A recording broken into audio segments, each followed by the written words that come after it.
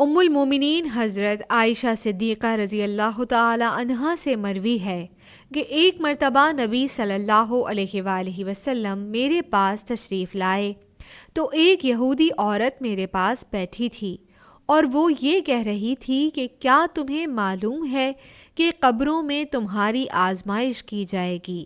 نبی صلی اللہ علیہ وآلہ وسلم نے ہماری طرف متوجہ ہو کر فرمایا، یہودیوں کو ہی آزمائش میں مبتلا کیا جائے گا۔ کچھ عرصہ گزرنے کے بعد ایک دن نبی صلی اللہ علیہ وآلہ وسلم نے مجھ سے فرمایا، کیا تمہیں پتہ چلا کہ مجھ پر یہ وحی آ گئی ہے کہ تمہیں قبروں میں آزمایا جائے گا؟ اس کے بعد میں نے ہمیشہ نبی صلی اللہ علیہ وآلہ وسلم کو عذاب قبر سے پناہ مانگتے ہوئے سنا ہے۔